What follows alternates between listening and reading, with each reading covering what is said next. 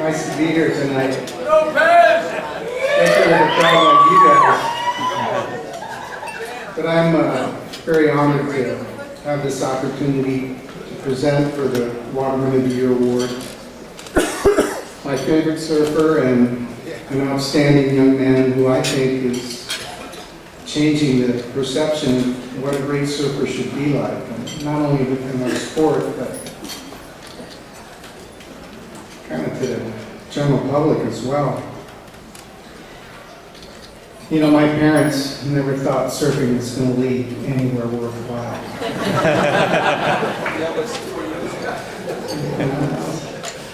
When I was growing up, surfers fell into the same category as beach bums, con men, and gigolos. And my dad thought that anybody who hung around the beach all day, every day, never worked, had to be some kind of outlaw. And in the 1970s, long hair and free love and surf safaris to Afghanistan really didn't help to improve the image. But in the 80s, something happened. You know, enough surfers that started their own businesses to initially just finance their lifestyles, and suddenly we had an industry.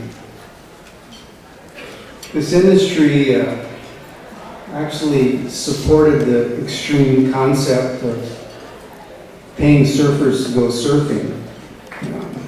Before that, maybe a few surfers thought how nice that might be, but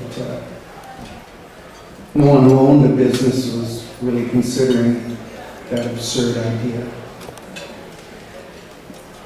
But yeah, I guess I remember when a free lunch was kind of a big deal to any surfer. But that was then. Things have changed quite a bit. You know, today we have very, very successful companies owned and run by surfers who totally rip or who write best-selling business books entitled "Let My People Go Surfing." And we have surfers who are paid very well to go surfing because they're worth it. We have events like this where we can acknowledge these surfers. You know, we gather here this evening to honor one of the greatest surfers who's ever set foot on a surfboard. My admiration for Rob Machado grows not only with every picture I see of him, but every moment I get to spend with him. This guy can surf the fiberglass off any surfboard ever made. And even the varnish off a wood plank. I swear I've seen him do it. On a recent surf trip together, I was like totally blown away watching him surf while I was sitting outside behind the waves, and I could still see half the ride. But beyond just the surfing abilities, Rob brings much more to our sport of surfing, like the pioneers, to whom we owe so much, to the Duke, George Downings, Walter Hoffman, Buzzy Trent, and the others, who surf for all the right reasons to establish the foundations of this industry of ours.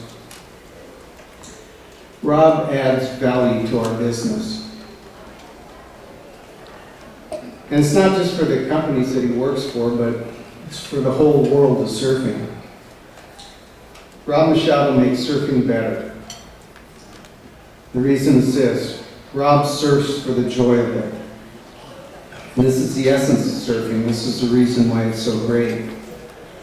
And winning contests and riding giant waves is really great too. But sometimes we lose sight of the purest reason because it is so simple. Yet it's the underlying soul of our sport. You know, I've always said that the best surfer is the guy having the most fun. That's what I see in Rob.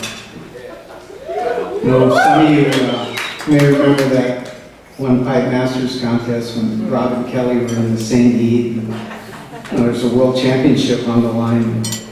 Rob gets a great tube ride, comes out of the barrel, and he sees Kelly paddling out.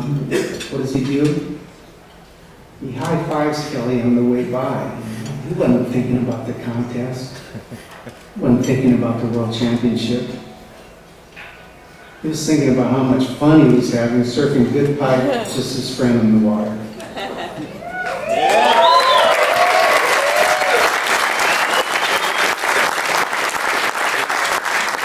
And this is how come Rob's so valuable to surfing.